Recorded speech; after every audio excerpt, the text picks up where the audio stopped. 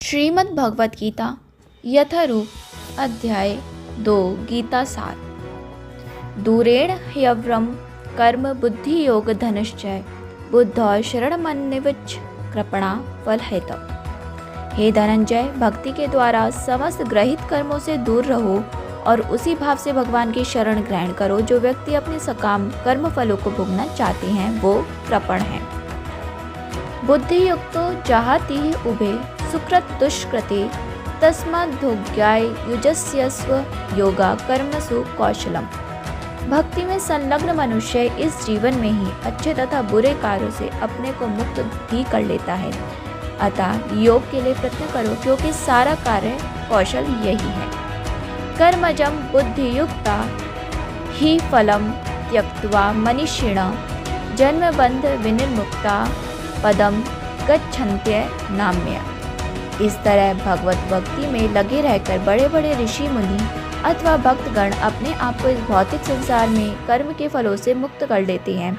इस प्रकार वो जन्म मृत्यु के चक्र से छूट जाते हैं और भगवान के पास जाकर उस अवस्था को प्राप्त करते हैं जो समस्त दुखों से परे है।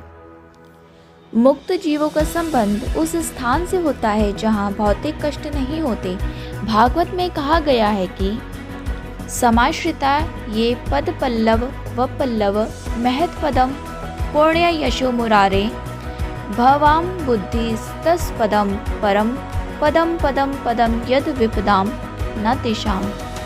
जिसने उन भगवान के चरण कमल रूपी नाव को ग्रहण कर लिया है, जो दृश्य जगत के आश्रय हैं और मुकुंद नाम से विख्यात हैं, अर्थात मुक्ति के दाता हैं, उसके लिए भव सागर गोकुल में समाये जल के समान है। उसका लक्ष्य परम पदम है, अर्थात वो स्थान जहाँ भौतिक कष्ट नहीं है, या वैकुंठ है वो स्थान नहीं जहाँ पद पद पर संकट हो।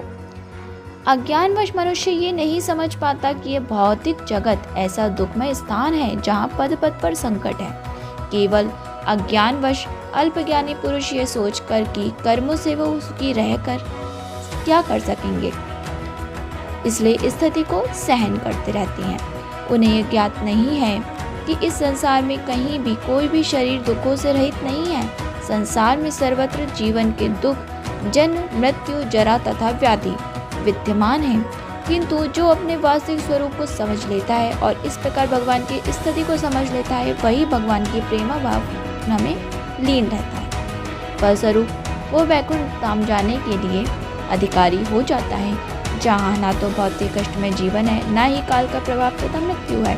अपने स्वरूप को जानने का अर्थ है भगवान की अलौकिक स्थिति को भी जान लेना। जो भ्रमवश ये सोचता है कि जीव की स्थिति तथा भगवान की स्थिति एक समान है, उसे समझो कि वो अंधकार में है और स्वयं भगवत भक्ति करने में असमर्थ है। वो अपने आप को प्रभु मान लेता है और इस तरह जन्म मृत्यु की पुनरावृत्ति का पथ चुन लेता है।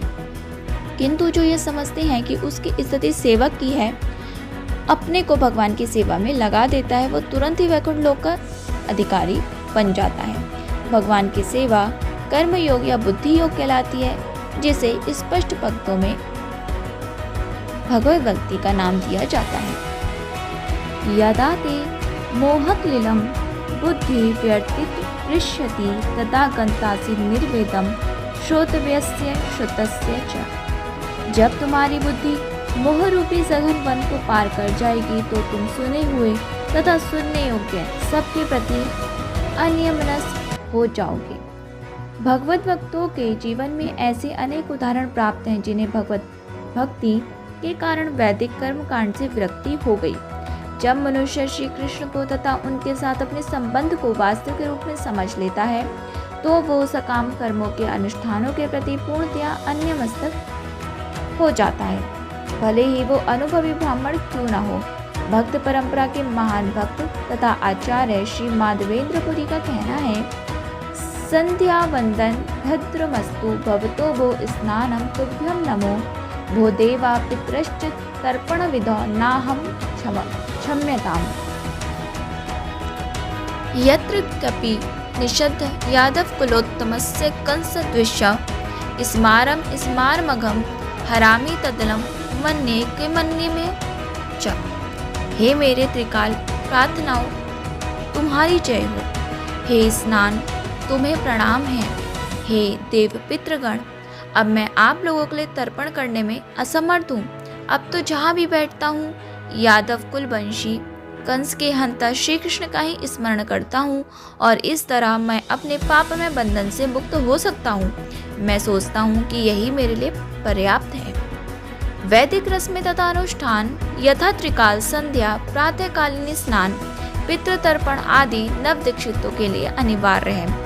किंतु जब कोई पूर्णतया कृष्ण भावना भावित हो और कृष्ण की दिव्य प्रेमा भक्ति में लगा हो तो वो इन विधि विधानों के प्रति उदासीन हो जाता है, क्योंकि उसे पहले से ही सिद्धि प्राप्त हो चुकी होती है। यदि कोई परमेश्वर कृष्ण की सेवा करके ज्ञान को प्राप्त होता है तो उसे शास्त्रों में वर्णित विभिन्न प्रकार की तपस्याएं तथा यज्ञ करने की आवश्यकता नहीं रह जाती। इसी प्रकार जो ये नहीं समझता कि वेदों का उद्देश्य कृष्ण तक पहुंचना है और अपने आप को अनुष्ठान आदि में व्यस्त रखता है, वो केवल अपना समय नष्ट करता है। कृष्ण भावना भावित व्यक्ति शब्द ब्रह्म की सीमा या वेदों तथा उपनिषदों की परिधि को भी लांघ जाते हैं। श्रुति वित्त प्रतिपन्ना ते यदा स्थास्यति निश्चला समाधाव चला बुद्धि स्तदा योगम वाप्स्यसि।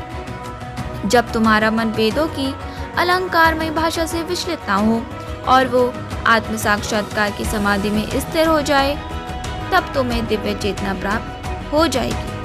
कोई समाधि में है, इस कथन का अर्थ ये होता है कि वो पूर्णतया कृष्ण भावना भावित है, अर्थात उसने पूर्ण समाधि में ब्रह्म, परमात्मा तथा भगवान को प्राप्त कर लिया है। आत्म साक्षात्कार की सर्वोच्च सिद्धि ये जान लेना है कि मनुष्य कृष्ण का शाश्वत दास है और उसका एकमात्र कर्तव्य कृष्ण भावनामृत में अपने सारे कर्म करना है।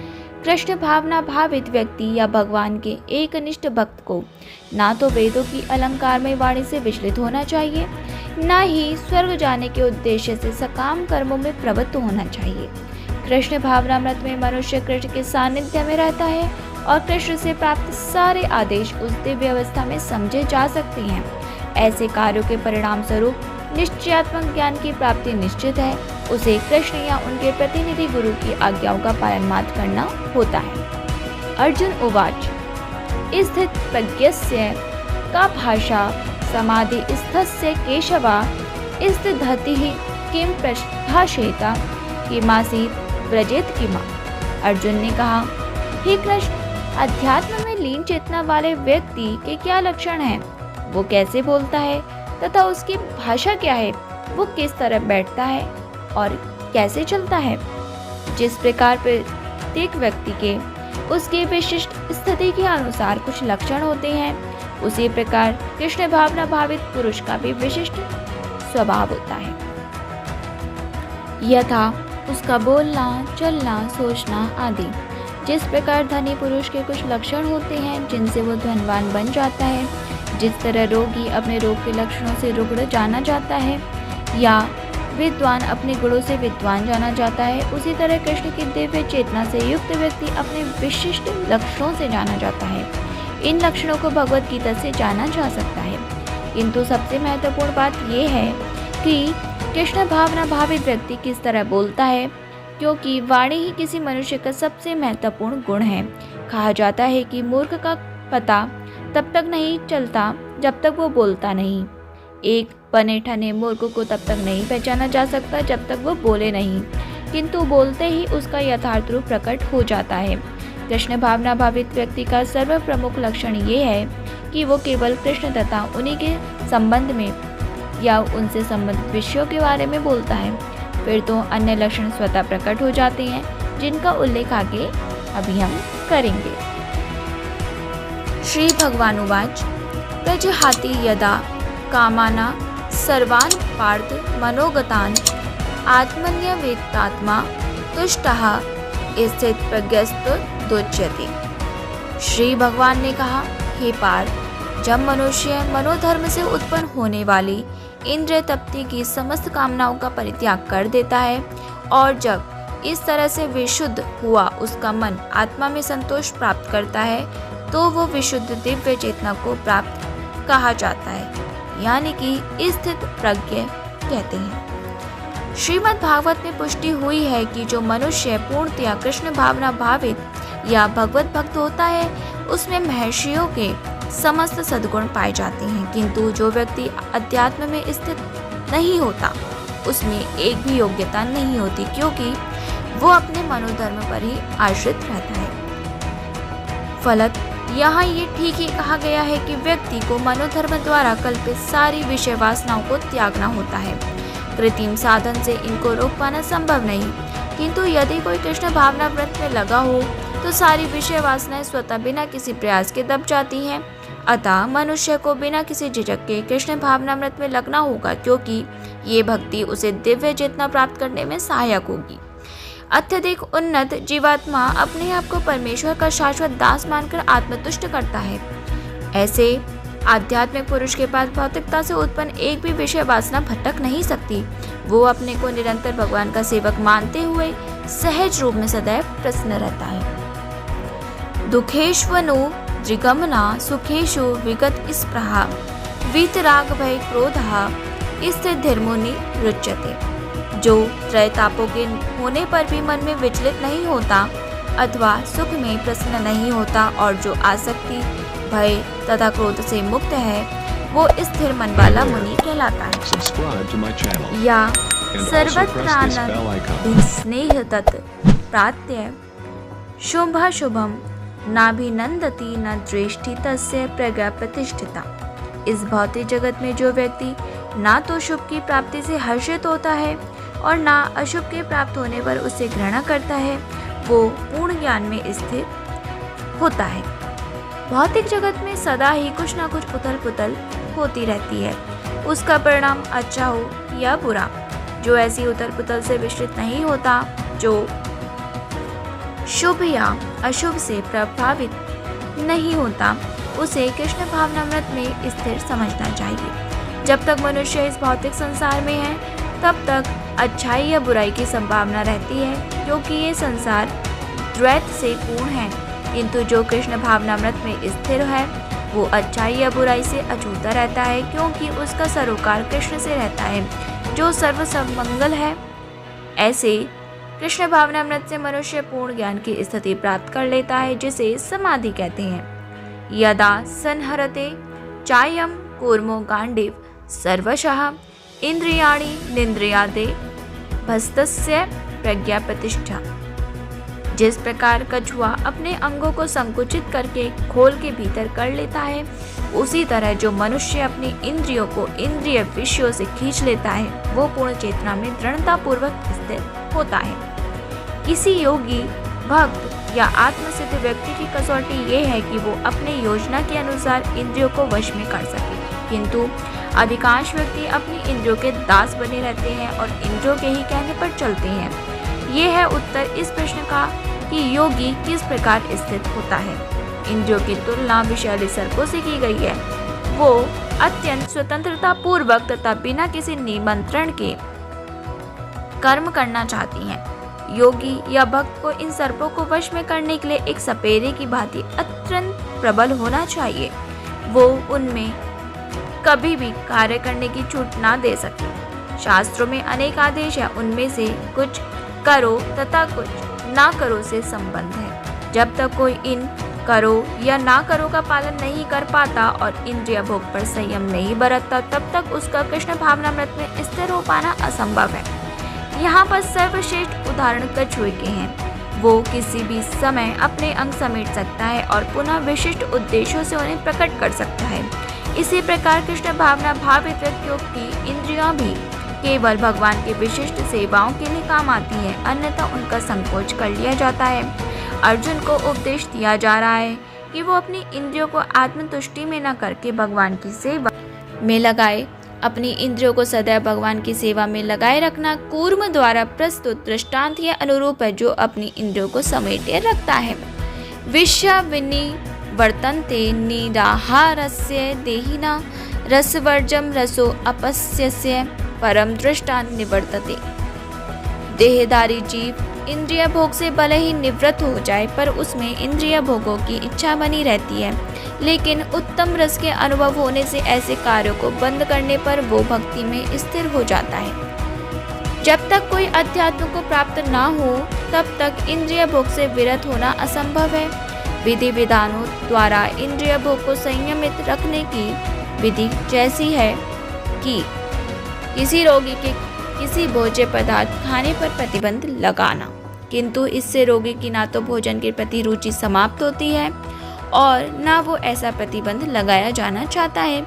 इसी प्रकार अल्पज्ञानी व्यक्तियों के लिए इंद्रिय संयमन के लिए अष्टांग योग जैसी विधि की संस्तुति की जाती है, जिसमें यम, नियम, आसन, प्राणायाम, प्रत्याहार, धारणा, ध्यान आदि सम्मिलित हैं, किंतु जिनसे कृष्ण भावनामृत के पद पर प्रगति के कर्म में परमेश्वर कृष्ण के सौंदर्य का रसास्वादन कर लिया है, उसे जड़ भौतिक वस्तु में कोई रुचि नहीं रह जाती। अतः आध्यात्मिक जीवन में ये सारे प्रतिबंध अल्पज्ञानी नव दीक्षितों के लिए हैं। ऐसे प्रतिबंध तभी तक ठीक है जब तक कृष्ण भावनामृत में रुचि जागृत नहीं हो जाती, और जब वास्तव में रुचि जग जाती है तो मनुष्य में स्वतः ऐसी वस्तु के प्रति अरुचि उत्पन्न हो जाती है। यततो ह्यपि कौन्तेय पुरुषस्य विश्वचित् इंद्रियाणि प्रमाथीनि हरन्ति प्रसभम मना।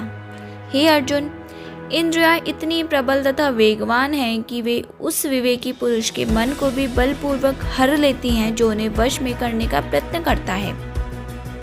तानि सर्वाणि संयम्य युक्त आसीत् मत्परा वशे ही यस्येन्द्रियाणि तस्य प्रज्ञा प्रतिष्ठिता। जो इंद्रियों को पूर्णतया वश में रखते हुए इंद्रिय संयमन करता है और अपनी चेतना को मुझ में स्थिर कर देता है, वो मनुष्य स्थिर बुद्धि कहलाता है। ध्यायतो विषयानपुंसा संगते पूष जायते संगान संजायते कामा कामात्र क्रोधो अभिजायते। इंद्रिय विषयों का चिंतन करते हुए मनुष्य की उनमें आसक्ति उत्पन्न हो जाती है और ऐसी आसक्ति से काम उत्पन्न होता है और फिर काम से क्रोध प्रकट होता है। जो मनुष्य कृष्ण भावना भावित नहीं है उसमें इंद्रिय विषयों के चिंतन से भौतिक इच्छाएं उत्पन्न होती हैं। इंद्रियों को किसी न किसी कार्य में लगे रहना चाहिए और यदि वो भगवान की दिव्य प्रेमा भक्ति में नहीं लगी रहेंगी तो वो निश्चय ही भौतिकवाद में लगना चाहेंगी। इस भौतिक जगत में हर प्राणी इंद्रिय विषयों के अधीन है, यहाँ तक कि ब्रह्मा तथा शिव जी भी। तो स्वर्ग के अन्य देवताओं के विषय में क्या कहा जा सकता है? इस संसार के जंजाल से निकलने का एकमात्र उपाय है कृष्ण भावना भावित होना। शिव ध्यान मग्न थे, किंतु जब पार्वती ने विषय भोग ले उन्हें उत्तेजित किया तो वो सहमत हो गए, जिसके फलस्वरूप कार्तिकेय का जन्म हुआ। इसी प्रकार तरुण भगवत भक्त हरिदास ठाकुर को माया देवी के अवतार ने मोहित करने का प्रयास किया, किंतु विशुद्ध कृष्ण भक्ति के कारण वो इस कसौटी में खरे उतरे। जैसा कि यमुनाचार्य के उपयुक्त श्लोक में बताया जा चुका है, भगवान का एक निष्ठ भक्त भगवान की संगति के आध्यात्मिक सुख का आस्वादन करने के कारण समस्त भौतिक इंद्रिय सुख को त्याग देता है। अतः जो कृष्ण भावना भावित नहीं है वो कृत्रिम दमन के द्वारा अपनी इंद्रियों को वश में करने में कितना ही शक्तिशाली क्यों ना हो, अंत में अवश्य असफल होगा, क्योंकि विषय सुख का रंच मात्र विचार भी उसे इंद्रिय तृप्ति के लिए उच्छेदित कर दे। क्रोधा भदवती सम्मोहम सम्मोहात्म स्मृति विभ्रम स्मृति भंशात बुद्धिनाशो बुद्धिनाशात प्रणश्यति। क्रोध से पूर्ण मोह उत्पन्न होता है और मोह से स्मरण शक्ति का विभ्रम हो जाता है। जब स्मरण शक्ति भ्रमित हो जाती है तो बुद्धि नष्ट हो जाती है और बुद्धि नष्ट होने पर मनुष्य भवकूप में पुनः गिर जाता है। शील रूप गोस्वामी ने ये आदेश दिया है, प्रापचिकतया बुद्धिया हरि संबंध वस्तुना मुमुक्षुभि परित्यागो वैराग्यम फल्गु कथ्यते। कृष्ण भावनामृत के विकास से मनुष्य जान सकता है कि प्रत्येक वस्तु का उपयोग भगवान की सेवा के लिए किया जा सकता है। जो कृष्ण भावनामृत के ज्ञान से रहित है वो कृत्रिम ढंग से भौतिक विषयों से बचने का प्रयास करते हैं, फलत वो भवबंधन से मोक्ष की कामना करते हुए भी वैराग्य की चरम अवस्था को प्राप्त नहीं कर पाते। उनका तथाकथित वैराग्य फल्गु अर्थात गौण कहलाता है। इसके विपरीत कृष्ण भावना भावित व्यक्ति जानता है कि प्रत्येक वस्तु का उपयोग भगवान की सेवा में किस प्रकार किया जाए, फलत वो भौतिक चेतना का शिकार नहीं होता और निर्विशेषवादी के अनुसार भगवान निराकार होने के कारण भोजन नहीं कर सकते, अतः वो अच्छे खाद्यों से बचता रहता है। किंतु भक्त जानता है कि कृष्ण परम भोक्ता है और भक्ति पूर्वक जो भी उन पर भेंट चढ़ाई जाती है उसे वो खाते हैं। तो भगवान को अच्छा भोजन चढ़ाने के बाद भक्त प्रसाद ग्रहण करता है। इस प्रकार हर वस्तु प्राणवान हो जाती है और अधपतन का कोई संकट नहीं रहता। भक्त कृष्ण भावनामृत में रहकर प्रसाद ग्रहण करता है, जबकि अभक्त इसे पदार्थ के रूप में तिरस्कार कर देता है। अतः निर्विशेषवादी अपने कृत्रिम त्याग के कारण जीवन को भोग नहीं पाता और यही कारण है कि मन के थोड़े से विचलन से वो भवकूप में पुनः गिर जाता है।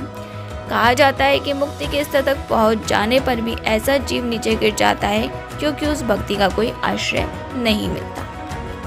राग द्वेष विमुक्तस्तु विषयानिंद्रिय चरेन आत्मवश्य विधेर्यात्मा प्रसाद मदि गच्छति। किंतु समस्त राग तथा द्वेष से मुक्त एवं अपनी इंद्रियों को संयम द्वारा वश में करने में समर्थ व्यक्ति भगवान की पूर्ण कृपा प्राप्त कर सकता है। प्रसादे सर्वदुःखानां हानिरस्योपजायते प्रसन्नचेतसो ह्रास्यो बुद्धि पर्यवतिष्ठति। इस प्रकार से कृष्ण भावनामृत में तुष्ट व्यक्ति के लिए संसार के तीनों ताप नष्ट हो जाते हैं और ऐसी तुष्ट चेतना होने पर उसकी बुद्धि शीघ्र ही स्थिर हो जाती है। नास्ति बुद्धिर्युक्तस्य न चायुक्तस्य भावना न चाभावयत् शांतिर शांतस्य कुता सुखमा। जो कृष्ण भावनामृत में परमेश्वर से संबंधित नहीं है उसकी ना तो बुद्धि दिव्य होती है और न ही मन स्थिर होता है। जिसके बिना शांति की कोई संभावना नहीं है, शांति के बिना सुख हो भी कैसे सकता है। इंद्रियाणाम ही चरताम यन्मोनु विधीयसेते तदस्य हरति प्रज्ञां वायुनार्वमि वाम्भसि। जिस प्रकार पानी में तैरती नाव को प्रचंड वायु दूर बहा ले जाती है, उसी प्रकार विचरणशील इंद्रियों में से कोई एक जिस पर निरंतर मन लगा रहता है मनुष्य की बुद्धि को हर लेती है।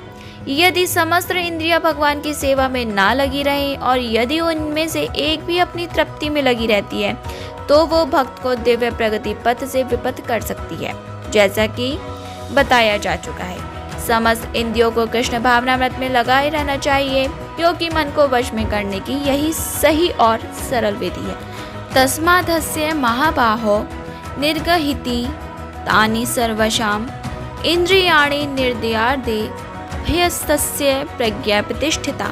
अतः हे महाबाहु, जिस पुरुष की इंद्रियां अपने अपने विषयों से सब प्रकार से विरत होकर उसके वश में हैं, उसी की बुद्धि निसंदेह स्थिर है। या निशा सर्वभूतानां तस्यां जागृति संयमी यस्यां जागृति भूतानि सा निशा पश्यतो मुनि। जो सब जीवों के लिए रात्रि है वो आत्मसंयमी के जागने का समय है और जो समस्त जीवों के जागने का समय है वो आत्मनिरीक्षक मुनि के लिए रात्रि है। आप परयु माण मच्चल प्रतिष्ठम समुद्रमाप प्रविशन्ति यद्वता तदत्तु कामा यम प्रविशन्ति सर्वे स शांति मापनोति न काम कामी।